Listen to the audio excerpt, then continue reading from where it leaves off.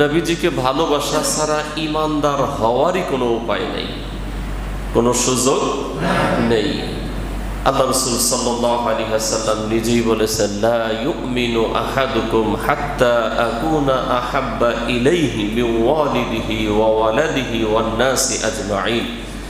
লা ইউমিনু আহাদুকুম, তোমাদের কেউ ইমানদার হতে পারবে না যতক্ষণ না সন্তান, মা বাবা, পরিবার পরিজন সবার চেয়ে আমাকে বেশি ভালো না বাসবে। এই হাদিসের বাস্তবতায় যদি আমরা তাকাই, ইমানদার খুঁজে পাওয়াটাই বড় দায়। কথা বলেন, ইমানদার খুঁজে পাওয়াটাই বড়।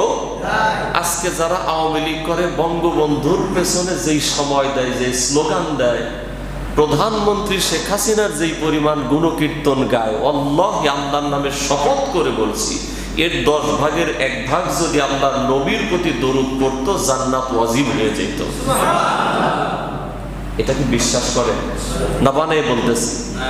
অধিকাংশ নেতারা স্টেজ ওঠে স্মরণ করছি, স্মরণ করছি, স্মরণ করছি। কোন জিহবা দিয়া? যে জিহবা দিয়েছেন আল্লাহ, ওই আল্লাহরে স্মরণ করার সময় নেই। এত সম্মান দিলেন কার জন্য? রাসূল কারীম সাল্লাল্লাহু আলাইহি ওয়াসাল্লামের জন্য। তারে স্মরণ করার সময় স্মরণ করছি বঙ্গবন্ধু, স্মরণ করছি জিয়া, স্মরণ করছি চাচা এরশাদ। এটাই তো হচ্ছে এই দেশ। অথচ রাসূল কারীম সাল্লাল্লাহু আলাইহি ওয়াসাল্লাম বলেন, লা ইউমিনু আহাদুকুম, কেউ ইমানদার হতে পারবে না কতক্ষণ? যতক্ষণ না তোমার দল, তোমার নেতা নেত্রী, তোমার পীর, তোমার মা বাবা, তোমার সন্তান সবার চাইতে আমাকে বেশি ভালো না বাসবে। এই জন্য সবচাইতে বেশি ভালোবাসবো মুহাম্মদ সাল্লাল্লাহু আলাইহি ওয়াসাল্লামকে। আল্লাহ তৌফিক দান করে, বলেন আমিন। রাজি আছেন? ইনশাআল্লাহ। জবান ছেড়ে একটা লাইন আমার সাথে বলা যাবে ইনশাআল্লাহ?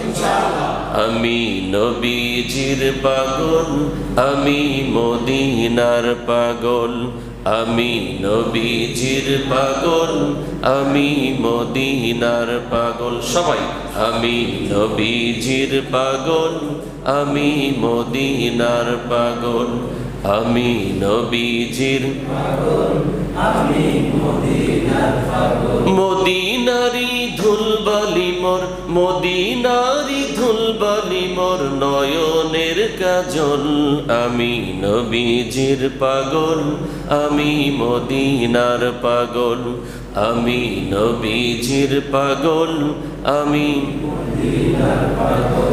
আমার দরুদ নবী নবী, দুই চোখে মদিনার ছবি। কন্যা সুবহানাল্লাহ। আমার দরুদ নবী নবী, দুই চোখে মদিনার ছবি। নবীর জন্য দিতে পারি জীবনের সকল, আমি নবীর জন্য দিতে পারি জীবনের সকল, আমি নবীজির পাগল, আমি মদিনার পাগল, আমি নবীজির পাগল, আমি মদিনার পাগল।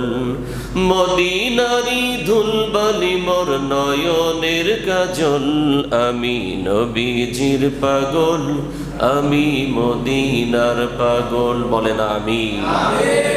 পাগল হতে রাজি আছেন? ওরে বাবা, বউয়ের কথায় দাড়িটা পর্যন্ত রাখে নাই, আবার নবীর পাগল। বউ কইছে এখনই সময় আসে নাই, আরো সময় বাকি আছে, এখনই পোলাপান হয়েছে, ওইটু বড় টড় হোক, দাড়ি টাড়ি পাকুক, তারপরে না, ঠিক না? উনি আমার নবীজির পাগল। ঠিক না? আছে না? আছে না? বলেন। আশেকের রাসূলের তো অভাব নাই, খিচুড়ি আর জিলাপি খাওয়ার আশেক অভাব নাই। আসল আশেক যদি অল্প কিছু এদেশে থাকতো, আল্লাহর নবীর বিরুদ্ধে বাংলার জমিনে কোনো নাস্তিক, মুরতাদ, বাহ আর রাম একটা টুর শব্দ করার আওয়াজ পেত না, ঠিক না? বলেন। কিন্তু আছে আশেকের রাসূল, খালি না। আল্লাহ আমাদেরকে বোঝার তৌফিক দাও, একনিষ্ঠ আশিক রাসূল হওয়ার তৌফিক দান কর, বলেন আমিন। সম্মানিত হাজিরিন, জুমার এই সংক্ষিপ্ত সময়ে কথা বলার জন্য আমি আপনাদের খিদমতে কোরআনুল কারীমের 3 নম্বর সূরা, সূরা আল ইমরান এর 96 এবং 97 নম্বর আয়াতে কারিমা তেলাওয়াত করেছি। বিশ্বনবীর জবান নিঃসৃত লক্ষ লক্ষ হাদিসের মধ্য থেকে একটি বাইহাকির হাদিস আপনাদের সামনে পড়েছি। এই আয়াত এবং হাদিসকে সামনে রেখে এমন কিছু কথা যেন আল্লাহ তাআলা বলার তৌফিক দান করেন, যেই কথা আমাদের সকলের উপকারে আসে। বলেন আমিন। আল্লাহ রাব্বুল আলামিন বলেন, ইন্না নিশ্চয়ই আউয়ালা বাইতিন, প্রথম ঘর, উদিআ লিন-নাস, যা মানুষের জন্য বানানো হয়েছে, লাল্লাযী বিবাক্কা, যা মক্কায় অবস্থিত। মক্কার আরেক নাম হলো বাক্কা। মক্কার আরেক নাম কি? বাক্কা। এটা নিয়ে ব্যাখ্যা করতে গেলে অনেক কথা আছে, ওই দিকে যাওয়ার সময় নেই। আল্লাহ বলেন, নিশ্চয়ই পৃথিবীর প্রথম ঘর লাল্লাযী বিবাক্কা, যেটা মক্কায় অবস্থিত। বাক্কার আরেক নাম কি? মক্কা। সহজে মনে রাখেন। এখন এই ঘর কোনটা? সেটা হলো খানায়ে কাবা। কোনটা? জোরে বলেন। খানায়ে কাবা। তাহলে এটা হলো পৃথিবীর প্রথম ঘর। মুফাসসিরিনে কেরাম বলেছেন যে এটা দুই ধরনের ব্যাখ্যা হতে পারে। একটা হলো পৃথিবীতে মানুষের ইবাদতের জন্য প্রথম গৃহের কথা আল্লাহ এখানে বলেছেন। আবার কিছু কিছু মুফাসসির আরেকটি মত দিয়েছেন, সেটা হলো তারা বলেছেন যে পৃথিবীতে এটাই প্রথম ঘর, এটা ইবাদতের জন্য এবং বসবাসের জন্য এর আগে কোনো ঘর তৈরি হয়নি। তো আমরা কোনো বিতর্কের দিকে যাব না। আমরা জানি ইউটিউবে ঢুকলেই, ফেসবুকে ঢুকলেই নবী সাল্লাল্লাহু আলাইহি ওয়াসাল্লাম 40 বছর বয়সে নবী হয়েছেন না তার আগে হয়েছেন, তাহেরি সাহেব আর হলো শেখ আহমদুল্লাহ সাহেব, কি ঠেলাঠেলি আছে না নাই? কথা কোন আছে না নাই? কম না বেশি? সুবহানাল্লাহ। এই বিষয়ে আমি 3 মিনিট, মনে হয় 3 মিনিট কয়েক সেকেন্ডের একটা বক্তব্য আমারও আছে। এটা এমন দেখা দেখছে প্রায় 3.5 মিলিয়ন ভিউ, আমার এটাও হয়ে গেছে। তাহলে এটা নিয়ে কি পরিমাণ মানুষ ব্যস্ত।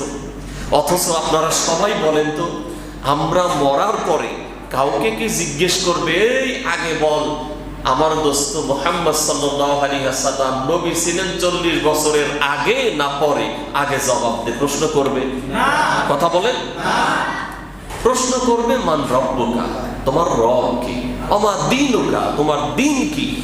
ওমান নাবিয়ুকা, তোমার নবী কে? এইটা বলো।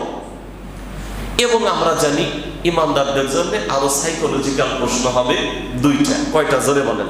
একটা সাইকোলজিক্যাল, আরেকটা প্রশ্ন হবে। মোট ইমানদারদের জন্য প্রশ্ন 5টা। কয়টা? যদিও আমরা জানি প্রচলিত ভাবে 3টা। কয়টা জানি? 3টা। যে তোমার রব কে, তোমার দিন কি, তোমার নবী কি। কিন্তু প্রশ্ন ইমানদারের জন্য আরো 2টা হবে, কাফেরের জন্য হবে আরেকটা। ইমানদারের জন্য আরেকটা কি আর 2টা কি? সেটা হলো ইমানদার মরে যাওয়ার পরে, কবরে যাওয়ার পরে প্রথমেই যখন তাকে রূহটা দেওয়া হবে, সে উঠবে আর চোখ ডলতে থাকবে, দেখবে যে সূর্য ডুবে যায়। সুবহানাল্লাহ। একটু জোরে কর না সুবহানাল্লাহ। এখন যারা ইমানদার মুসলমান নামাজি, সূর্য ডুবার আগে কোন নামাজ যেন পড়ে? দেখছেন, এই যে অভ্যাস তো নাই, কইতে পারেন কোন নামাজ বলেন? আরে সূর্য ডুবার আগে মাগরিব পড়ে। সূর্য ডুবার আগে কি পড়ে? তাই মাগরিব কোন কেন? জোশ আসছে তো, জোশে ঠেলায় হুশ হারাই ফেলছে, তাই না? জোশ থাকতে হবে, হুশ ঠিক রাখা। সূর্য ডোবার আগে পরে কি বলেন? আসর। আবার কয় মাগরিব। আসর। কোন নামাজ? আসর পড়তে হয়। খেয়াল করেন, এখন এই আসরের নামাজ সে মনে করবে, আরে আমি যে কবর জগতে আছি, সেটা তার মূলত তো তার একটা সাইকোলজিক্যাল প্রশ্ন। এটা সে মনে করবে, আরে আসরের নামাজের সময় চলে যায়, আমি তো নামাজ পড়ি নাই। সে বলবে, ফেরেশতারা আসবে প্রশ্ন করার জন্য, তার বলবে ডিস্টার্ব পরে, আমার নামাজের সময় যায়, তাড়াতাড়ি নামাজ পড়তে দাও। সুবহানাল্লাহ। এরা কারা বলবে? যারা নিয়মিত নামাজি। আর যে নামাজি পড়ে না, ওর কিসের আসর, কিসের ফজর? ঠিক না বলেন? দেখেন, বেজার হবেন না, কথাটা অনেক ওয়েটফুল কথা। নামাজ যারা পড়ে না, এগুলা আর কুত্তার ভিতর পার্থক্য কি আমারে বলেন? বেজার হইলেন? কোন জায়গায় নিয়ে ঠেকাইলেন? দেখেন, আমি তো তাও কুত্তা বলছি। আল্লাহ কি কয়? উলাইকা কাল আনআমি বাল হুম আদাল, কুত্তার চাইতেও খারাপ। এই কথা কে বলছেন? আর নাউজুবিল্লাহ না, কে বলছেন বলেন? এই কথা কে বলছেন?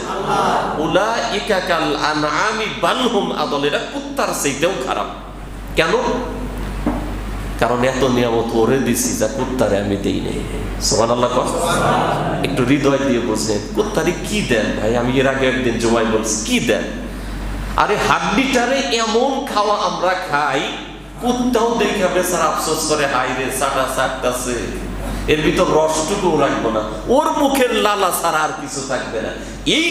এই হাড্ডিটা ওরে দেই, তারপরে এই হাড্ডিটাই অতি ভর চাপায়, এটা নিয়ে কত আয়োজনও করে, এটা নিয়ে এত কিছু করার পরে এটা নিয়ে খায়, খাওয়ার পরে দেখেন আপনার বাড়িটা কি সুন্দর পাহারা দেয়। রাতের বেলা আপনি নাক ডেকে ঘুমান, বাড়ির উপর দিয়ে অপরিচিত লোক যায়, এমন ভাবে ওর পেছনে ধাওয়া করে মনে হয় যে আপনার নিয়োগকৃত তারকা, ঠিক না? অথচ কি দিলেন? আপনার ছেলে, আপনার মেয়ে, আপনার বউ, আপনি নিজে যেই খাবারটা খাইতে পারেন নাই, নষ্ট হয়ে গেছে, ওই খাবারটা যেটা জুটা করে আইটা করে ফেলছেন, ওই খাবারটা দিলেন। অথচ ওর দায়িত্ব কতটা প্রভু ভক্ত। সুবহানাল্লাহ। এই জন্য বন্ধু, বেজার হন আর যাই হন, যারা নিয়মিত নামাজ পড়ে না, যারা নামাজই পড়ে না, এগুলা কুত্তার চাইতেও খারাপ। যারা নামাজ পড়েন না তারা ঠিক বলা দরকার নেই, যারা পড়েন তারা কোন ঠিক কিনা বলেন? কারণ গায়ে লাগলে বলা দরকার আছে নাকি? হ্যাঁ। অথচ কবরে যাওয়ার পরে ইমানদারদের প্রথম সাইকোলজিক্যাল প্রশ্ন হবে এইটা, সে বলবে আমার তো নামাজের সময় চলে যায়, সরো তাড়াতাড়ি সরো, আমি আগে নামাজ পড়ি। আল্লাহ বলবে আমার ফেরেশতারা, আমার বান্দা পাস। জোরে বলুন সুবহানাল্লাহ। আল্লাহ বলবে কি আমার বান্দা পাস, কারণ আমি যে প্রথম তারে সাইকোলজিক্যাল যে প্রশ্ন করছি সে পাস, মানে সে নামাজি ছিল। কারণ নামাজের সময় চলে যাবে, সে ঘরে বসে থাকতে পারবে না। আল্লাহ তাআলা আমাদেরকে নামাজি হওয়ার তৌফিক দান করো, বলেন আমিন। আর একটু জোরে বলেন আমিন। আমার বন্ধুগণ খেয়াল করেন, আল্লাহ রাব্বুল আলামিন কোরআনুল কারীমের 3 নম্বর সূরা, সূরা আলে ইমরান এর 96-97 আয়াতের মধ্যে বলেন, ইন্না আউওয়ালা বাইতিন উদিআ লিন-নাস, নিশ্চয়ই পৃথিবীতে যেই প্রথম ইবাদতের জন্য যেই ঘর বানানো হয়েছে, এই ঘরটা হলো লাল্লাযী বিবাক্কা, মক্কায় অবস্থিত। কোথায় অবস্থিত? মক্কায়। আল্লাহ রাব্বুল আলামিন এর পরে বলেন মুবারাকান, এই ঘরটা হলো বরকতময়, ওয়া হুদাল লিল আলামিন, এবং এটা হলো জগৎ সমূহের জন্য হিদায়াতের প্রাণ কেন্দ্র। কাম সুবহানাল্লাহ। জগৎ সমূহের জন্য হিদায়াতের প্রাণ কেন্দ্র। তাহলে এই আয়াত থেকে আমরা প্রথমেই বুঝতে পারলাম আল্লাহ তাআলা এই যে ঘরের কথা বলেছেন, এটা হলো পৃথিবীর সর্বপ্রথম ঘর, সর্বপ্রথম উপাসনালয়। এই আয়াতটা নাজিল হয়েছে আল্লামা আমিনুল ইসলাম রাহমাতুল্লাহি আলাইহি তার বাংলা তাফসীর নুরুল কোরআনে তিনি 2টা শানে নজুল এনেছেন। 2টা শানে নজুলের মধ্যে তিনি বলেছেন, একটা হলো ইহুদিরা বলেছিল বাইতুল মুকাদ্দাস এটা হলো পৃথিবীর সবচেয়ে দামি, কারণ এটাই আগে তাই তৈরি হয়েছে। এটা বলছে কারা? ইহুদিরা। আর মুসলমানেরা বলেছে না না, খানায় কাবা হলো সবচাইতে দামি, এটা প্রথম সৃষ্টি হয়েছে। এই যে ইহুদিরা এবং মুসলমানদের ভিতরে যে কথোপকথন হলো, এই সংবাদ যখন বিশ্ব নবীর কাছে চলে গেল, তখন আল্লাহ রাব্বুল আলামিন এই আয়াত নাজিল করে জানিয়ে দিলেন, এই বিতর্ক করার কোনো দরকার নাই, নিশ্চয়ই প্রথম ঘর হলো খানায় কাবা। সুবহানাল্লাহ। লাল্লাযী বিবাক্কা, যেটা মক্কায় অবস্থিত। বিতর্কের সমাধান হয়ে গেল। আল্লাহ রাব্বুল আলামিন আয়াত নাজিল করে জানিয়ে দিলেন বাইতুল মুকাদ্দাস এটা প্রথম ঘর না। সাহাবায়ে কেরাম বিশ্বনবী মুহাম্মদ সাল্লাল্লাহু আলাইহি ওয়াসাল্লামকে প্রশ্ন করেছেন, ইয়া রাসূলুল্লাহ, ইয়া হাবিবাল্লাহ, পৃথিবীতে প্রথম মসজিদ কোনটা? নবীজি বলেছেন মসজিদে হারাম। কোনটা? মসজিদুল হারাম। সাহাবায়ে কেরাম বলেছেন, ইয়া রাসূলুল্লাহ, ইয়া হাবিবাল্লাহ, এরপরে কোনটা? নবীজি বলেছেন, মসজিদুল আকসা, এটা হলো দ্বিতীয় মসজিদ। এবার সাহাবায়ে কেরাম বললেন, ইয়া রাসূলুল্লাহ, ইয়া হাবিবাল্লাহ, এই দুইটা তৈরির মাঝে ব্যবধান ছিল কতদিন? বিশ্ব নবী বলেছেন ব্যবধান হলো 40 বছর। কত বছর? 40 বছর। তাহলে আগে কোনটা? মসজিদে হারাম। এরপরে কোনটা? মসজিদে আকসা। আল্লাহ রাব্বুল আলামিন এই কথাই আয়াতে বলেছেন, প্রথম ঘর হলো মসজিদে হারাম, যেটা লাল্লাযী বিবাক্কা, মক্কায় অবস্থিত। আর এই ঘর হলো পৃথিবীর প্রথম উপাসনালয়, আর এই ঘর হলো বরকতময়, আর এই ঘর হলো পৃথিবীর প্রাণকেন্দ্র। কোন সুবহানাল্লাহ, হিদায়াতের প্রাণকেন্দ্র। আল্লাহ রাব্বুল আলামিন পরের আয়াতের মধ্যে বলেন, ফীহি আয়াতুম বাইয়িনাতুম মাকামু ইব্রাহিম ওয়া মান দাখালাহু কানা আমিনা ওয়ালিল্লাহি আলান নাসি হিজ্জুল বাইতি মান ইসতাতাআ ইলাইহি সাবিলা।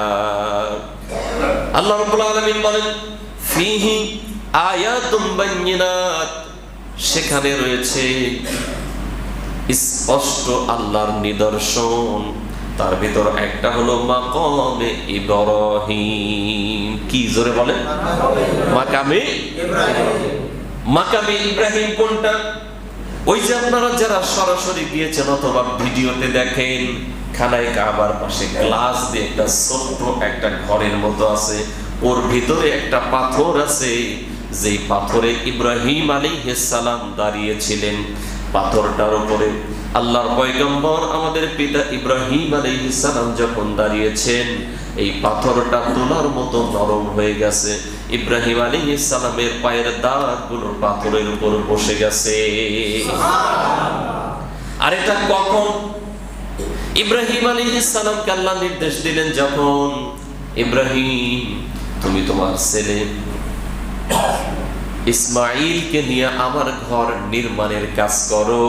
ওই সময় ইব্রাহিম আলাইহিস সালাম খানায় কাবার নির্মাণের কাজ করতে গিয়ে যখন পাথর দিতে দিতে উঁচা হয়ে গেল, আর নাগাল পাচ্ছিলেন না, তখন ওই পাথরটাকে আনা হলো, ওর উপরে দাঁড়ালেন, পাথরটা নরম হয়ে গেল।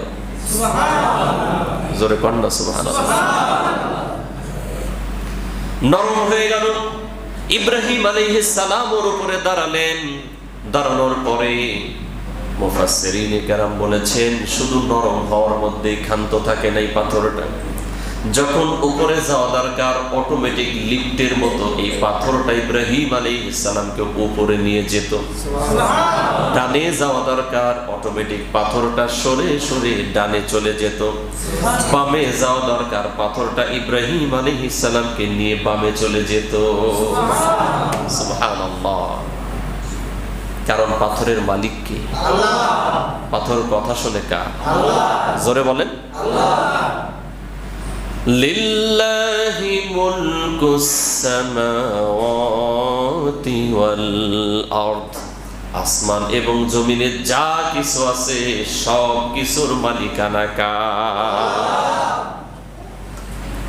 ঠিক আছে তো? কথা ঠিক আছে? বুঝা শুনা কইেন। আল্লাহ রাব্বুল আলামিনের মালিকানা সব জায়গায়। এজন্য পাথরকে আল্লাহ রাব্বুল আলামিন যেভাবে নির্দেশ দিয়েছেন ওইভাবেই নির্দেশ মেনেছে। পাথরের উপর আল্লাহর নির্দেশ ছিল, আমার পয়গম্বর খলিলুল্লাহ যখন দাঁড়াবে নরম হয়ে যাইবা, ডানে যাবে ডানে যাইবা, বামে যাবে বামে যাইবা, উঁচা করা দরকার উঁচা করবা, নিচা করা দরকার নিচা করবা। পাথরকে আল্লাহ নির্দেশ দিয়েছে, পাথর 100% নির্দেশ মান্য করেছে। সুবহানাল্লাহ। ওয়ালাহু আসলামা মান ফিস সামাওয়াতি ওয়াল আরদি তাওআও ওয়া কারহা। আসমান জমিনে যা কিছু আছে, ইচ্ছাই হোক আর অনিচ্ছাই হোক, নির্দেশ মানে কার? আল্লাহ। জোরে বলেন কার? আল্লাহ। ইল্লাল ইনসান, মানুষ ছাড়া। মানুষ তো আল্লাহর হুকুম খুব কমই মানে, ঠিক না? এই কথাটা ঠিক না বেঠি? মানুষ কম মানে বেশি না বেশি মানে? কম মানে। আমার বন্ধুগণ খেয়াল করেন, এখানে আল্লাহ পাকের যে সকল নিদর্শনাবলী রয়েছে তার মধ্যে অন্যতম হলো মাকামে ইব্রাহিম। এরপরে আল্লাহ রাব্বুল আলামিন বলেন ওমান দাখালাহু কানা আমিনা, এর ভিতরে যেই প্রবেশ করবে সেই নিরাপদ হয়ে যাবে। প্রবেশ করলেই কি নিরাপদ। সুবহানাল্লাহ। কারণ ওর ভিতরে যদি কোনো হিংস্র প্রাণীও ঢুকে ওরেও আঘাত করা যাবে না। কোন খুনি যদি খুন করার পরেও ওখানে ঢোকে ওর ভিতরে শাস্তি দেওয়া যাবে না। কারণ ওখানে ঢুকলেই নিরাপত্তার চাদরে ঢেকে রাখেন যিনি, তিনি কে? আল্লাহ। জোরে বলেন তিনি কে? আল্লাহ রাব্বুল আলামিন সূরা কুরাইশের মধ্যেও এই কথা বলেছেন, ফালইয়াবুদু রাব্ব হাযাল বাইত আল্লাযী আত'আমাহুম মিন জু'উ ওয়া আমানাহুম মিন খাউফ। আল্লাহ বলেন ওয়া আমানাহুম মিন খাউফ, আমি তাদেরকে ভয় ভীতি থেকে কি দিয়েছি? নিরাপত্তা দিয়েছি। সুবহানাল্লাহ। এর ভিতরে যে ঢুকবে সে নিরাপত্তার ভিতরে ঢুকে পড়বে। এরপর আল্লাহ রাব্বুল আলামিন বলেন ওয়ালিল্লাহি আলান নাসি হিজ্জুল বাইতি মান ইসতাতাআ ইলাইহি সাবিলা, আর যার কাছে ওখানে যাওয়ার মতো সামর্থ্য আছে, পথের যে পাথেয় দরকার এটা আছে, তার জন্য এই ঘরের হজ ব্রত পালন করা জরুরি নির্দেশ কার? কিন্তু আফসোস আর পরিতাপের বিষয়, যদিও বৃহত্তম মুসলিম কান্ট্রির মানুষ আমরা, কিন্তু অসাধু ভণ্ড আর দুর্নীতিবাজ শাসকগুলো আমাদের ঘাড়ের উপর চেপে বসার কারণে অনেক মানুষের দিলের তামান্না থাকার পরেও আজকে হজ ওমরা করা সম্ভব হয় না। ঠিক না? হবেও না অত সহজে। যতদিন না আমরা ইসলাম প্রিয় মানুষগুলিকে, মোল্লাদেরকে চেয়ারে বসাবো, তার আগে শান্তি আসবে না। আছে না অনেকে, মানে এদের দুনিয়া সব ভালো লাগে কিন্তু মোল্লা দেখলেই জ্বলে। ঠিক না? অথচ ওর বিয়ে যদি ওর বাবা মার বিয়ে যদি মোল্লায় না পড়াইতো হয়তো হারে হারামজাদা। কি হইতো? তাই না? কি কথাটা ঠিক না? ঠিক বলে। ওর বাপ মার বিয়ে পড়াইছে কি এই বেটা, তাহলে এরপরে তোরা মোল্লা ভালো লাগে না কেন? ঠিক না? ঠিক না? মানে দুনিয়ার সব জেলখানা থেকে বের হইলে অসুবিধা নাই, মামুনুল হক বের হইল কেন? অনেকের জ্বালাপোড়া আছে না? আরে বেটা, তুই যে নেতার পাঁচাটা গোলামি করিস, তুই যার ভক্ত, এরকম হাজারটা চামচা এক জায়গায় করে দিলে মামুনুল হকের জুতার ফিতার সমান দাম হবে না। ঠিক না? ঠিক না? তবে এদের দিন ফুরিয়ে আসছে, বলেন ইনশাআল্লাহ। বলেন না ইনশাআল্লাহ। এজন্য আমাদেরকে ঐক্যবদ্ধভাবে একটু ঘুরে দাঁড়ালেই চলবে ইনশাআল্লাহ। দেখেন, পৃথিবীর বিধ্বস্ত দেশ ছিল আফগানিস্তান। নাম কি বলেন দেশের? আফগানিস্তান। আজকে পৃথিবীর অন্যতম একটা দেশে রূপান্তরিত তারা হচ্ছে। সুবহানাল্লাহ। সপ্তাহে সপ্তাহে এক একটা প্রোডাক্ট তাদের বিশ্বের সেরা হয়ে যাচ্ছে। সুবহানাল্লাহ। হবেই তো, কারণ হলো তারা হুকুম মানে কার? আমরা মানি কার? আওয়ামী লীগের। আমরা মানি কার? ভয়ে ভয় না, দেখছেন ওরে বাবা ইমানের ঠেলা কি। ঠিক না? অথচ আল্লাহ রাব্বুল আলামিন বলেন ইনিল হুকমু ইল্লা লিল্লাহ, হুকুম চলবে একমাত্র কার? জবান বন্ধ রাখবেন যে, জবাবদিহি করবে সে। জবান দিয়েছেন কে? বলেন আল্লাহ। জোরে বলেন আল্লাহ। ওই আল্লাহর নাম নিতে কষ্ট লাগে? হুকুম চলবে কার? আল্লাহ রাব্বুল আলামিন আরেক আয়াতের মধ্যে বলেছেন আলা লাহুল খালকু ওয়াল আমর, সৃষ্টি যার, বিধান চলবে তার। তিনি কে? আল্লাহ। জোরে বলেন তিনি কে? আল্লাহ। আর যদি আমল মানুষগুলো করে তাহলে আল্লাহ বলেন ওয়ালাউ আন্না আহলাল কুরা আমানু ওয়াত্তাকাউ লাফাতাহনা আলাইহিম বারাকাতিম মিনাস সামাই ওয়াল আরদ।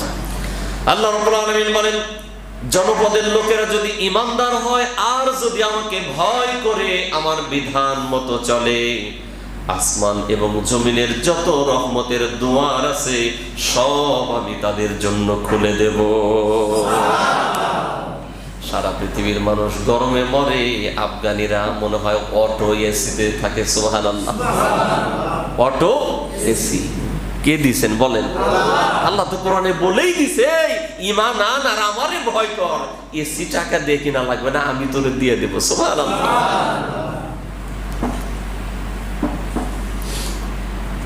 ও বন্ধু খেয়াল করেন, যদি তাদের মতো ভালো শাসক আমরা চেয়ারগুলিতে বসাতে পারি, বিশ্বাস করেন এবছর যা গেছে গেছে, সামনে বছরে যদি এরকম কোন ভালো মানুষ চেয়ারে বসে, এখন হজের জন্য যেই টাকা লাগে অর্ধেকও লাগবে না। বিশ্বাস করেন?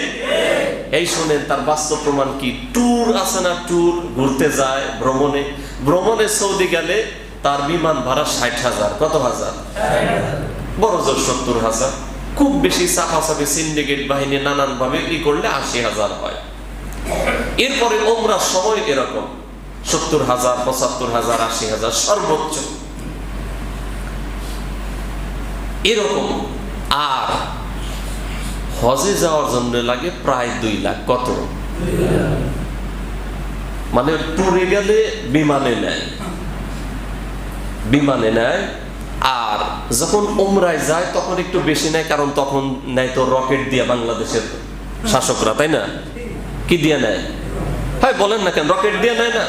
এটা খরচ বেশি তো। এরপরে যখন হজে নেয় ওরা কি জানি বানাইছে ওইটা দিয়ে নেয়।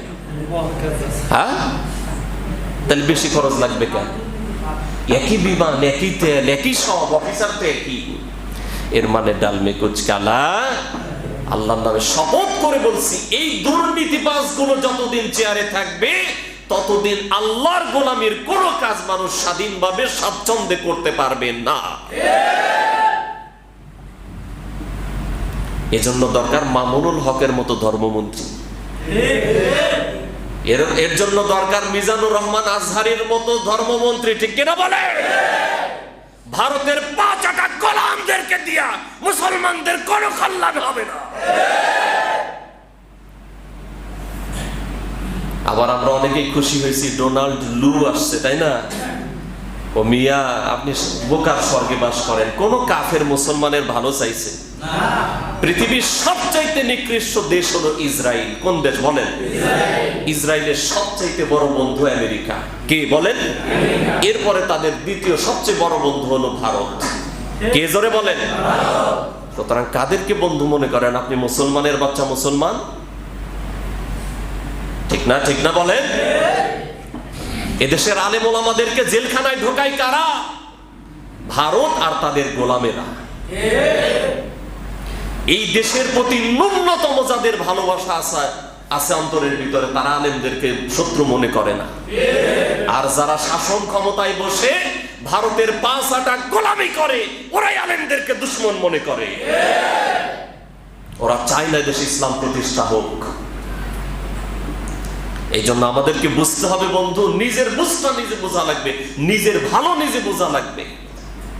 এখন কথা বললে অনেকের আবার গায়ে লাগা যায়। দেখেন, আমি মাঝে মাঝে বলি যে দেশে ছাত্রলীগ অনেক অপকর্ম করে না?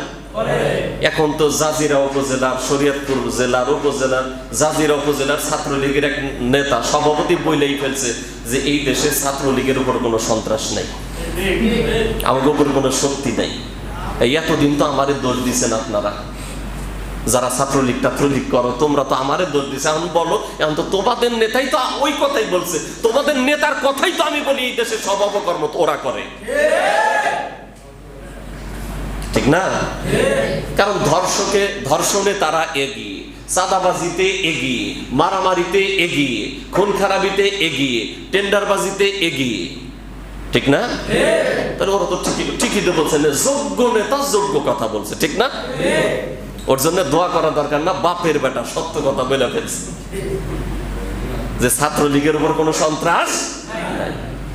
আল্লাহ তোর নে খায়ের দিক দোষ, তোর সাহস আছে, সত্য কথা বলছিস, ঠিক না? প্রিয় বন্ধুগণ, হাসির খোরাক দিচ্ছেন, আমাদেরকে বুঝতে হবে আমরা তো কোন রকম নামের মুসলমান হয়ে দুনিয়া থেকে চলে যাচ্ছি, আগামী প্রজন্ম কি করবে? আপনি ভাবেন আপনার ছেলে, আপনার মেয়ে, আপনার নাতি, আপনার নাতনি, আগামী প্রজন্ম কিভাবে এই দেশে বসবাস করবে? আদৌ কি মুসলমানের বাচ্চা থাকার মতো কোনো ব্যবস্থা আছে? এদেশের পেপার পত্রিকা, টেলিভিশন, স্কুল, কলেজ, ভার্সিটি সবগুলো তাদের দখলে চলে গেছে, মনেই হয় না যেগুলো মুসলমানের। আবার দেখেন, কথায় তো অনেক কথা বেড়ে যায়। কয়েকদিন আগে কক্সবাজারে কি যেন একটা অনুষ্ঠান হলো, কাঞ্জ না কি যেন, মিডিয়ায় মাঝে মাঝে আসছে, এরকম এক প্রতিযোগিতা হয়েছে, ওখানে বিভিন্ন মডেলরা গেছে। আবার অনেকে আছে নিজের মেয়ে একটু ভালো মডেল হইলে বাবারে বাবা গর্বের তার শেষ নাই। আমি বলি যে তোর মডেল ধৈর্য নিয়ে দোয়াই কোনটা জিজ্ঞেস করুন, না পারলে জোতা দিয়া পিটাইয়া তোর মেয়েরে কিন্তু কপালের চারা ফাটাই বলা আমাকে পারে, ঠিক না? এই সফল কোথায় বলেন? দোয়াই কোন জানে না, ও অর্ধনগ্ন হয়ে ছেলেদের চরিত্র ধ্বংস করছে, মনে করছে বিরাট বড় সফল আমার মেয়ে মডেল। নাউজুবিল্লাহ মিন যালিক, নাউজুবিল্লাহ বলেন। তাহলে প্রিয় বন্ধুগণ, বলেছিলাম কি যে মোল্লাদেরকে ভালো জায়গায় না আনলে এ জাতির মুক্তি হবে না। এই যে এখনো যারা আছেন না বলছেন, ঠিক আছে বাহিরে যাইবেন, আর কোনো দূর খায় কাম নাই, আমার নেতারা তুই হুজুরের পেছনে সময় দেওয়ার টাইম আছে রে, তাই না? কেন ভাই, কেন বলেন? আমরা কোন দিক থেকে পিছিয়ে আছি বলেন? আমাদের কি নাই বলেন?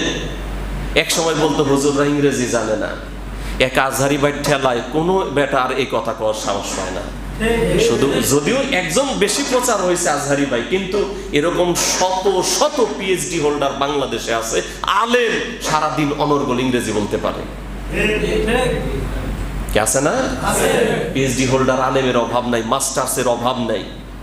আমরা পড়াশোনা করি না, তাও 2 সাবজেক্টে মাস্টার্স কমপ্লিট আছে, সামনে আরো হবে ইনশাআল্লাহ। তাহলে সমস্যা কোথায় বলেন? সমস্যাটা কোথায়? হ্যাঁ, সমস্যা এখানে, আমরা যদি ক্ষমতায় বসি, রেল লাইনে সালার বস্তা দিয়া জোড়া দিয়া রেল চলবে না, ঠিক না? রেল লাইনের ব্রিজের ভিতরে বাঁশ দিয়া বেঁধে মেরামত করার সম্ভাবনা নাই, নির্মাণের জায়গায় রডের বদলে বাঁশ দেওয়ার সম্ভাবনা নাই। এগুলা যদি অসুবিধা হয় তাহলে আমাদের দরকার নাই, যার পেছনে আছেন ওরে নিয়েই থাকেন, কোনো অসুবিধা নেই।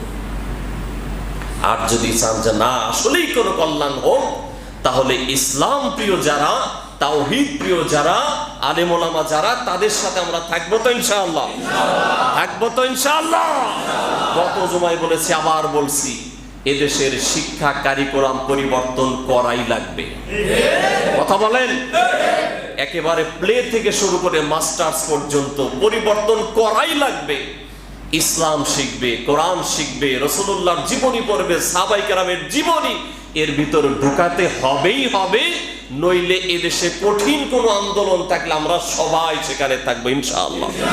যদি মামলা হয় থাকবো, জেলে যাওয়া লাগলে থাকবো, জীবন গেলেও থাকবো, তবু আমরা চাই আগামী প্রজন্ম যাতে নষ্ট না হয়, ঠিক আছে ইনশাআল্লাহ।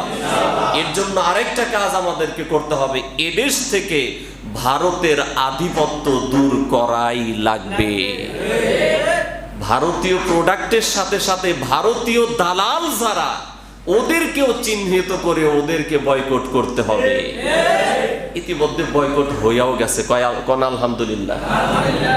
তামাশার নির্বাচন চলতেছে না, তাই না?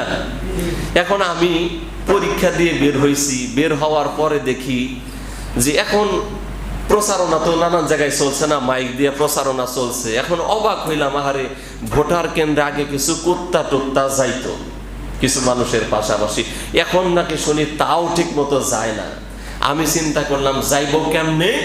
পরে একদিন পরীক্ষা দিয়ে বের হয়ে আসার সময় দেখি যে মাইকে দিয়া যে গাড়ির ভিতরে প্রচারণা চালাচ্ছে, ওই মাইকের ওই গাড়ির ভিতরে যাত্রীটাও নাই, যাত্রী নাই, ড্রাইভারও নাই, খালি গাড়ি আর মাইক, একাই প্রচারণা চলতেছে। চমৎকার না? কে কারে ভোট দেয়, কার প্রচারণা করে।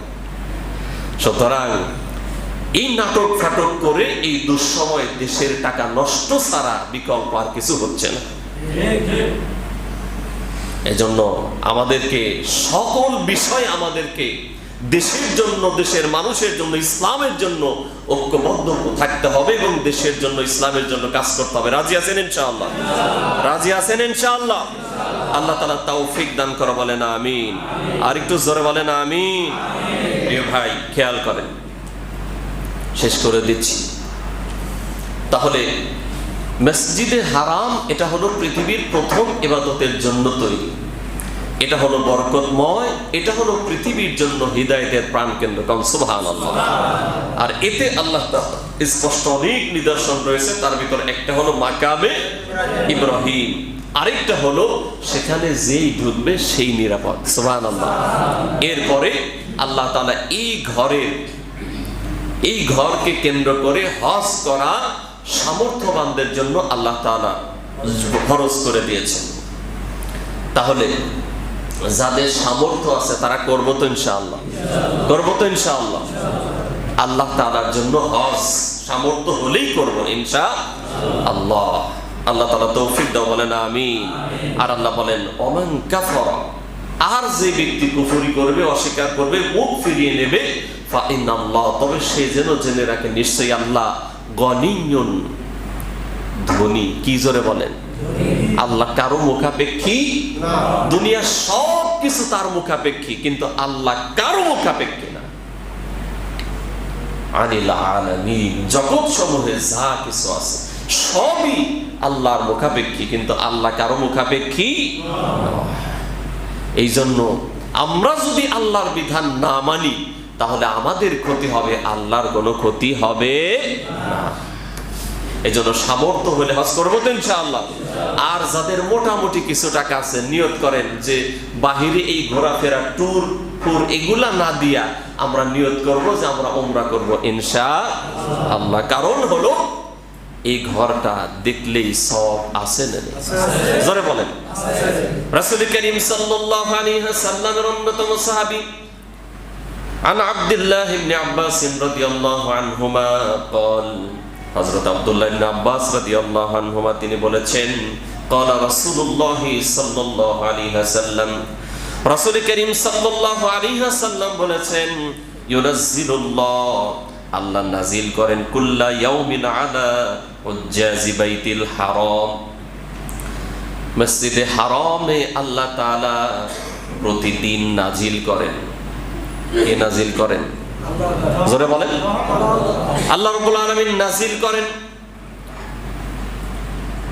20 ওয়া 100 রহমাতিন, 120টা রহমত। সুবহানাল্লাহ। কয়টা? জোরে বলেন। কয়টা? কয়টা রহমত? কোথায়? মসজিদুল হারামে, অর্থাৎ খানায় কাবা। কয়টা রহমত নাজিল করেন? 120টা। মনে রাখতে।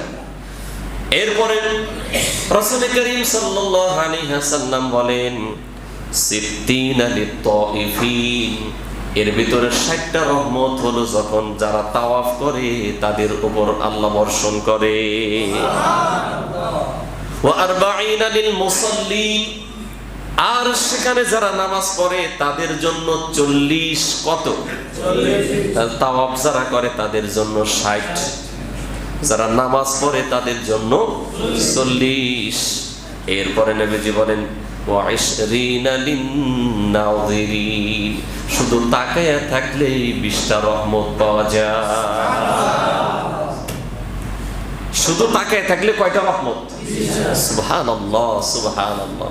ভাই আমি আপনাদের বুঝাইতে পারবো না। এই যে মুরব্বী গেছেন, আলহামদুলিল্লাহ আমিও গিয়েছি। এই যে আমার হাজী সাহেব, হাজী ইখলাস মোল্লা ভাই গিয়েছেন, ওইখানের ফিলিংসটা দেখার যে মজা, এটা আপনার সারা দিন না, সারা সপ্তাহ, সারা মাস, সারা বছর বললেও আপনি বুঝবেন না। দেখার যে একটা আত্মিক তৃপ্তি, সুবহানাল্লাহ। হৃদয়টা যে কিভাবে প্রশান্ত হয় এই ঘরের দিকে তাকালেই এটা আপনারা বলে বোঝানো যাবে না। এই জন্য নিয়ত করবো তো ইনশাআল্লাহ, নিয়ত করবো তো ইনশাআল্লাহ। বলেন আল্লাহুম্মা, জোরে বলেন ওয়াফিকনা জিয়ারাতাল হারামাইন। একেবারে হৃদয় থেকে, বুকে একটু হাত দেন সবাই, হাত দিয়ে একেবারে মন থেকে বলেন আল্লাহুম্মা ওয়াফিকনা জিয়ারাতাল হারামাইন। আল্লাহুম্মা ওয়াফিকনা জিয়ারাতাল হারামাইন। আমিন আমিন আমিন ইয়া রাব্বাল আলামিন। আল্লাহ কবুল করুন, বলেন না আমিন। এরপরে মক্কায় যদি কেউ যায়, নবীজির রওজায় না গিয়ে আসে, নবীজি বলেছেন যে আমার রওজায় আসলো, আমারে সালাম দিল, সেজন্য আমারে সশরীরে সালাম দিল। সুবহানাল্লাহ। এইখানকার উপলব্ধিটাও ভাই আপনারে বোঝানো যাবে না। না গেলে যখন যাইবেন খালি অন্তর দিয়ে ভাববেন ইনি তো সেই যাকে আল্লাহর সাজি মিলিয়েছে, আল্লাহর প্রিয় হাবিব আমাদের নবী মুহাম্মদুর রাসূলুল্লাহ সাল্লাল্লাহু আলাইহি ওয়াসাল্লাম। উপলব্ধি করবেন, হৃদয়টা ঠান্ডা হয়ে যাবে। সুবহানাল্লাহ। আমি আমার গরতের জন্য বলছি না, আপনাদেরকে একটু যাওয়ার জন্য, যাতে হৃদয়টা সেদিকে ধাবিত হয়, এই জন্য বলছি। আমি যেদিন প্রথম গেলাম, যাওয়ার পরে মন মানতেছে না, ব্যাগটা খালি বাসায় রেখে চলে গেছি মসজিদে নববীর আল্লাহ রাসূলের রওজার একেবারে পায়ের কাছে বাহিরে গিয়ে বসছি। শরীর কিন্তু চলতেছে না। এই যে 350-400 কিলোমিটার মক্কা থেকে মদিনায় গেছি, যাওয়ার পরে তারপরে মন মানতেছে না। আমার নিয়ত হলো যে মরে যাব, তারপরে আল্লাহ রাসূলের পা ছেড়ে যাব না। সুবহানাল্লাহ। সারা রাত ওখানে কাটিয়ে দিয়েছি। আর সেখানকার যে কি মজা, এটা আপনাকে বলে বোঝানো যাবে না দোস্ত। এই জন্য আসেন না আমরা নিয়ত করি। আপনি নিয়ত করবেন, সফলতা দেবে কি? আল্লাহ। ওয়া আল্লাইসা লিল ইনসানি ইল্লা মা সাআ। যে চেষ্টা করে আল্লাহ তারে সফলতা দান করেন। কোন আমিন। এই জন্য নিয়ত করেন, আপনি কিছু কিছু করে জমা না, নিয়ত করেন আর দোয়া করেন, আল্লাহ তোমার খানায় কাবা দেখার বদর স্বাদ। এই যে হজের মৌসুম, কত মানুষ আল্লাহ তাদের 5 লাখ 7 লাখ 10 লাখ টাকা আছে আল্লাহ কাছে, আমার তো নাই আল্লাহ, কিন্তু আমার মনকে তো মানাইতে পারি না। আল্লাহ তোমার ঘরটা দেখতে আমার মন চায়, আল্লাহ তোমার হাবিবের রওজায় সালাম দিতে আমার মন চায়, আল্লাহ তুমি কবুল করো না, আল্লাহ কবুল করো না। ওই দেখেন ওই যে গান আছে, আমার থাকতো যদি ডানা ওরে যেতাম আমি দূর মদিনায়। এই যে কথা তারা বলছে কি, যে আমার তো টাকা নাই আল্লাহ, আমার যদি ডানা থাকতো আল্লাহ আমি উড়ে যাইতাম। এইভাবে আপনি দোয়া করেন না, আল্লাহ অবশ্যই সুযোগ করে দেবেন ইনশাআল্লাহ। এমন ইতিহাস আমাদের জানা আছে, বাদাম বিক্রি করে, বাদাম বিক্রি করে, সে হজ করে আসে। কেমনে হইল রে ভাই? কয় একটু একটু করে টাকা জমাইছে আর হৃদয়ে তামান্না আল্লাহর কাছে বলছি, আল্লাহ কবুল করছে, হয়ে গেছে। সুবহানাল্লাহ। আরে টাকা নাই অনেক মানুষের, তারা উমরা করে ফেলতেছে, আল্লাহ সুযোগ করে দিয়েছেন। এই জন্য আপনি বলেন না আল্লাহর কাছে, আল্লাহ তোমার ঘরে না নিয়ে, তোমার রাসূলের রওজায় না নিয়ে মৃত্যু দিও না। ইনশাআল্লাহ আল্লাহ কবুল করবেন। আল্লাহ যেন কবুল করেন, বলেন আমিন। আর একটু জোরে বলেন আমিন।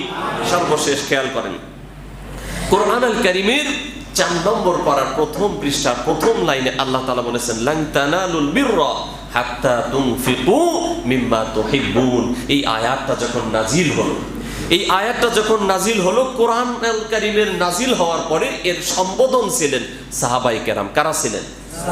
কোরআন নাজিল হয়েছে রাসূল করিম সাল্লাল্লাহু আলাইহি ওয়াসাল্লামের উপরে, কিন্তু সম্বোধন ছিলেন কারা? সাহাবায়ে কেরাম। কারা ছিলেন বলেন? সাহাবায়ে কেরাম। এই জন্য সাহাবায়ে কেরাম এমন ছিলেন, কোরআন আল কারীমের আয়াত নাজিল হওয়ার পরে প্রতিযোগিতা লাগতো যে কে বেশি আমল করতে পারে, কার চেয়ে কে এগিয়ে থাকে। সুবহানাল্লাহ। এই আয়াত যখন নাজিল হলো, লান তানালুল বিররা হাত্তা তুনফিকু মিম্মা তুহিব্বুন, কোশ্চিন কালেও তোমরা সফল হতে পারবা না যতক্ষণ না তোমরা তোমাদের প্রিয় বস্তু, প্রিয় জিনিস আল্লাহর রাহে দান করো। এই আয়াত নাজিল হওয়ার পরে রাসূল করিম সাল্লাল্লাহু আলাইহি ওয়াসাল্লামের অন্যতম একজন সাহাবী, আনসারী সাহাবীদের ভিতর সবচেয়ে ধনী যে ছিলেন, নাম ছিল আবু তালহা রাদিয়াল্লাহু আনহু। কি নাম ছিল বলেন?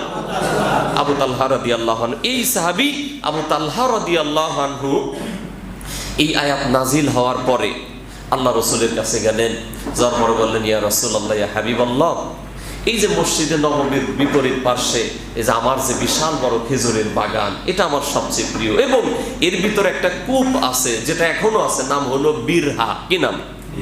বিরহা। এই কূপের নাম। আল্লাহ রাসূল সাল্লাল্লাহু আলাইহি ওয়াসাল্লাম মাঝে মাঝে এই বাগানে ঢুকতেন এবং এই কূপের পানি খাইতেন, খুব পছন্দ করতেন। এই কূপের পানিটা খুব মজার পানি, আল্লাহ রাসূল খেতেন। এই জন্য এই সাহাবীর আরো প্রিয় ছিল এই বাগানটা, আর তার যত সম্পদ ছিল সবচাইতে দামি সম্পদ হলো এই বাগানটা, বেশি টাকার জিনিস এইটা। এর ভিতরে আছে এই কূপটা। তখন রাসূল করিম সাল্লাল্লাহু আলাইহি ওয়াসাল্লামের কাছে এসে বললেন, ইয়া রাসূলুল্লাহ, ইয়া হাবিবাল্লাহ, এই যে আল্লাহ কোরআনে আয়াত নাযিল করেছেন, প্রিয় বস্তু যেটা আমি ভালোবাসি ওইটা দান করতে হবে। আমার জীবনে যত সম্পদ আছে সবচেয়ে বেশি দামি হলো এইটা। ইয়া রাসূলুল্লাহ, আমি আমার এই সম্পদটা দান করে দিতে চাই। সুবহানাল্লাহ। কোন না? আপনি চিন্তা করছেন তার সবচেয়ে দামি যে সম্পদ, দামি বাগান যেটা, এইটা আল্লাহ রাসূলের কাছে গিয়ে বলছেন, ইয়া রাসূলুল্লাহ, আপনি যে মাঝে মাঝে বাগানে ঢুকতেন, এরপরে কূপটার পানি খাইতেন, এই জন্য এই বাগানটা আমার কাছে আরো প্রিয়। তারপরেও যেহেতু আল্লাহ আয়াত নাজিল করেছেন, প্রিয় বস্তু দান করতে হবে। ইয়া রাসূলুল্লাহ, আমার এই বাগানটা আমি যে আপনার কাছে সুপর্দ করলাম, আপনি যাকে যেভাবে দেওয়া দরকার দিয়ে দেন। আল্লাহ রাসূল বললেন যে, তালহা, আমার দেওয়া দরকার নাই, ঠিক আছে, তুমি দান করছো, যাও, তুমি তোমার আত্মীয় স্বজন যারা গরিব মানুষ আছে তাদের ভিতরে এই বাগানটা ভাগ করে দাও। সুবহানাল্লাহ। তালহা রাদিয়াল্লাহু আনহু করলেনও তাই। এই বাগানটা দরিদ্রদের মাঝে বন্টন করে দিলেন, কারণ প্রিয় বস্তু যেটা, ওটা দান করার নির্দেশ দিয়েছেন কে? আল্লাহ। কোরআন আল কারীম 4 নম্বর পারার প্রথম পৃষ্ঠা প্রথম লাইন, লান তানালুল বিররা হাত্তা তুনফিকু মিম্মা তুহিব্বুন। এরপরে আরেকটি হাদিস আছে, হযরত যায়েদ ইবনে হারিসা রাদিয়াল্লাহু আনহু, তিনি এই আয়াত নাযিল হওয়ার পর দৌড়ে আসলেন, ইয়া রাসূলুল্লাহ, ইয়া হাবিবাল্লাহ, আমার কাছে যত সম্পদ আছে তার ভিতর সবচেয়ে দামি সম্পদ হলো এই যে আমার যে সওয়ারি ঘোড়াটা, নেন, এটা দিয়ে দিলাম। আল্লাহ রাসূল নিলেন। নেওয়ার পরে যায়েদ রাদিয়াল্লাহু আনহুর ছেলেরে ডাক দিলেন, এদিকে আসো, এই নাও, ঘোড়াটা তোমারে দান করে দিলাম। সুবহানাল্লাহ। মানে বাপে দান করলেন, আবার ছেলেরে আল্লাহ রাসূল দিয়ে দিলেন। এরপরে যায়েদ ইবনে হারিসা রাদিয়াল্লাহু আনহু কিছুটা মনক্ষুণ্ণ হইলেন, ইয়া রাসূলুল্লাহ, ইয়া হাবিবাল্লাহ, আমি দান করলাম যেটা, আবার তো আমার বাড়িতেই যাচ্ছে। তখন বললেন যায়েদ ইবনে হারিসা, মন খারাপ করো না, তোমার দান কবুল হয়ে গেছে, আর তোমার ছেলেরে যেটা দিছি ওটা তো তার প্রয়োজন বলে আমি তারে দিয়ে দিছি, তোমার দান কবুল, তোমার ছেলেরে দিয়ে দিছি, তোমার দানও কবুল হইলো, তোমার ঘরেও চলে গেল। সুবহানাল্লাহ। প্রিয় ভাই, এই জন্য প্রিয় বস্তু দান করতে রাজি আছেন ইনশাআল্লাহ? রাজি আছেন ইনশাআল্লাহ? তাহলে পকেটে হাত ঢুকান, প্রিয় মনে করে যে এই 10টা টাকা আমার মহব্বত আছে এর প্রতি, 20টা টাকা মহব্বত আছে, 100 টাকা মহব্বত আছে, 500 টাকা দিলে মহব্বত যাবে এর সাথে, মহব্বতের যার প্রতি আকর্ষণ আছে এখান থেকে দেন ইনশাআল্লাহ। পকেটে হাত ঢুকান, দ্রুত, দোতলা তিনতলায় যারা আছে, বাইরে যারা আছে, দ্রুত হাতে হাতে ইনশাআল্লাহ কালেকশন সেরে ফেলি, বের করে রাখেন, সবাই যার যার মতো করে বের করে রাখেন ইনশাআল্লাহ, হাতে হাতে আমরা দিয়ে দিই ইনশাআল্লাহ। আল্লাহ তাআলা আমাদের সকলকে দানের হাত প্রসারিত করেন, বলেন আমিন। দানের ফাঁকে ফাঁকে আরেকটা গুরুত্বপূর্ণ কথা আমরা শুনে দেখেন, এই যে আপনারা জানেন এসএসসি পরীক্ষার ফলাফলের পরে 8 জন এ পর্যন্ত আত্মহত্যা করছে, কন্যা নাউজুবিল্লাহ। প্রিয় বন্ধু, আমরা তাহলে কিভাবে সফল হব বলেন? ফেল করতেই পারে, ফেল করছে তাই বলে আত্মহত্যা করা লাগবে? রেজাল্ট একটু খারাপ হয়েছে তাই বলে কি আত্মহত্যা করা লাগবে? এটাই কি আমার সফলতার চূড়ান্ত মানদণ্ড? এই দেশের শিক্ষা ব্যবস্থার যে তাল বাহানা চলছে এটা আমরা জানি না? নানান সমস্যা আছে না নাই বলেন? বিভিন্ন স্কুল নানান জায়গায় গিয়ে পরীক্ষা দেওয়ায় টাকা পয়সা দিয়ে ভালো রেজাল্ট আন, এরকম আছে না নাই? স্যারেরা অঙ্ক করে দেয়, ইংরেজি লিখে দেয়, এরকম আছে না নাই বলেন? এখন একজনের রেজাল্ট খারাপ হয়েছে, মেধাবী ছাত্র মেধাবী ছাত্রী, তাই বলে তার আত্মহত্যা করা লাগবে? ফেল করছে, করতেই পারে। এই জন্য আমাদের সন্তানদেরকে এই বিষয়গুলো বুঝাইতে হবে। আর এই জন্য গার্ডিয়ানও দায়ী, আগে থেকেই বলে আমার কিন্তু এ প্লাস চাই চাই, কি ঠিক না? কি করো, এ প্লাস পাইনি, আত্মহত্যা করছে। বহুত কিছু করছি, যদি খালি ফেল করো, আমার বাড়িতে জায়গা নেই, ও দেখ চাইলে সর্বনাশ, ফেল করছি, এই বাড়িতে জায়গা নেই, তাহলে তো আর জীবন রেখে কি আর না রেখে কি, ঠিক না? এই জন্য আমাদেরও দায়বদ্ধতা আছে না নাই বলেন? ছোটবেলা থেকেই গাইড করতে হবে। আর পড়ার জন্য বেশি চাপাচাপি করবেন না। কিসের চাপাচাপি? ও নিজের বুঝ, খালি সামাজিক ভাবে যদি আমরা একটু ভালো রাখতে পারি, নিজের বুঝটা নিজে বুঝে, তাহলে কখনো ফেল করবে না আমাদের সন্তানেরা। এই জন্য অধিক চাপ দেওয়াও যাবে না। এই যে আমরা যাকে নিয়ে এত বিতর্ক করি, শাইখ আহমদুল্লাহ হাফিজাহুল্লাহ, উনি ওনার কোন ছেলে মেয়েরে খাওয়ার জন্যও চাপাচাপি করে না। কয় ওর যখন খিদা লাগবো নিজে এসে কবো মা ভাত দাও, ওর খিদা লাগলে ওর পেটের টানে একাই খাইবো। তিনি নিজের কোন ছেলের বলে বলে যে জোর করে কাউরে খাওয়াইতে চাইবে না, যখন আইসা কইবো ভাত দাও তখন খাইতে দিবে। আর পড়ার জন্য চাপাচাপি নাই, ক্লাস দরকার নাই, এ গ্রেড দরকার নাই, ওর যেটা দরকার ওর নিজের ভালো মনে করে যা পাই তাই ওটা ওর জন্য যথেষ্ট। যদি প্লাসের দরকার হতো শাইখ আহমদুল্লাহ সাহেবের ছেলে মেয়ের দরকার নাই নাকি? বন্ধু, এই জন্য মূল বিষয়গুলো বুঝতে হবে আমাদেরকে। আল্লাহ তাআলা বুঝার তৌফিক দান করে, বলেন আমিন। আরেকটি বিষয় ভাইরাল হয়েছে গত এই যে আজকে, সেটা কি? শাইখ আহমদুল্লাহ হাফিজাহুল্লাহ উনি যে কথা বলেছিলেন, মূলত গিয়াসউদ্দিন তাহেরি সাহেব এটা বুঝতে পারে নাই।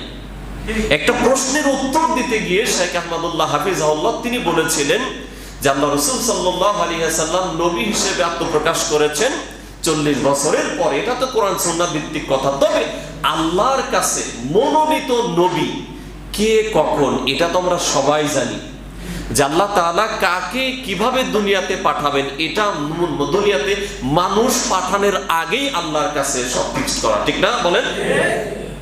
সব আল্লাহর কাছে ফিক্স করা, কে নবী হবে, কে রাসূল হবে, কে কিভাবে দুনিয়াতে খাবে, কোথায় থাকবে, কি পাবে না পাবে, সব ফিক্স করা। সুতরাং আগে কমেন্ট করার আগে, আগে কাউকে নিয়ে সমালোচনা করার আগে বুঝতে হবে, ঠিক না? শাইখ আহমদুল্লাহ হাফিজাহুল্লাহ তিনি অত্যন্ত ভালো একজন আলেম, বিচক্ষণ একজন আলেম। তিনি দেশের জন্য, দেশের মানুষের জন্য, দারিদ্রতা বিমোচনের জন্য বিভিন্ন ভাবে কাজ করে যাচ্ছেন, ঠিক না? যেখানেই মানব বিপর্যয় হয় সেখানে সাহায্যের হাত তিনি বাড়িয়ে দিচ্ছেন। সুতরাং তাকে নিয়ে মন্তব্য করার আগে, আর মন্তব্য করব তখন দোষী হবে যখন, ঠিক না? দোষ করেন নাই, তাকে আমরা নিয়ে মন্তব্য কেন করব ভাই? তিনি যদি ভুল বলতেন তাহলে সেই কথার বিরুদ্ধে ফতোয়া দেওয়ার জন্য বসছেন একজন সাধারণ মুসল্লি দাঁড়াইছে, ওমর তোমার কথা মানবো ততক্ষণ, কোরআন হাদিসের ভিতরে থাকবে যতক্ষণ, এর বাহিরে যাবে যখন, আমার এই তরবারি ফায়সালা করবে তখন। কোন আল্লাহু আকবার। কে বলতেছে? সাধারণ একজন মুসল্লি মাঝখান থেকে দাঁড়ায় বলতেছে আমিরুল মুমিনিন অর্ধজাহানের প্রেসিডেন্ট ওমরকে। সুতরাং কোথায় ওমর, কোথায় শাইখ আহমদুল্লাহ? সে যদি কোরআন হাদিসের বিরুদ্ধে কোনো কথা বলে সেটার বিরোধিতা সবাই করবে, সব আলেম করবে, ঠিক না বলেন? কিন্তু সে একটা ভুল বলে নাই, তারে ভুল বানায় নবীর দুশমন বানাইবেন, সে কি পাগল? শাইখ আহমদুল্লাহ নবীর দুশমন? নাউজুবিল্লাহ বলেন। সুতরাং আল্লাহ তাআলা আমাদেরকে সঠিক উপলব্ধি করার তৌফিক দাও, বলেন আমিন। এবং গতকাল এই যে আজকেও দেখলাম সকালবেলা কি হয়েছে, শাইখ আহমদুল্লাহ পেজ থেকে একটা পোস্ট হয়েছে, সেটা আবার ডিলিট করে দিচ্ছে। এখন তিনি নাকি এইটা নিজেই পোস্ট করছেন, বা তার আইডি থেকে, তার নামে আইডি চালু করে কেউ পোস্ট করছে যে তিনি, আমি এই বিষয়ে ভুল বলছি, কেউ ভুল বুঝে থাকলে আমাকে ক্ষমা করবেন। যদি তিনি নিজে পোস্ট করে থাকেন তাকে আরো সাধুবাদ, আরো ধন্যবাদ জানাই, ঠিক কিনা বলেন? তিনি যদি ভুল না বলার পরেও যদি নিজে বলেন যে না, যদি কেউ ভুল বুঝে থাকেন তাহলে ক্ষমা চাচ্ছি, তাহলে তো তাকে আরো সাধুবাদ জানানো দরকার। কিন্তু তাকে নিয়ে শুধু শুধু অপপ্রচার, তার বিরুদ্ধে গীবত, শিকায়েত, তাকে তার সাথে দুশমনি করা থেকে আমরা যেন দূরে থাকতে পারি। ইসলামের পক্ষে, হকের পক্ষে আলেম ওলামা অথবা যেই থাকবে তার পেছনে আমরা আসি না নাই? ইনশাআল্লাহ। আল্লাহ তাআলা তৌফিক দান করে, বলেন আমিন। হাদা মা ইনদি, আল্লাহ ইলমু ইনদাল্লাহ আলাইহি তাওয়াক্কালতু ওয়া ইলাইহি উনীব। যারা সুন্নাহ পড়ে নাই, কবুল আল সুন্নাহ পড়ে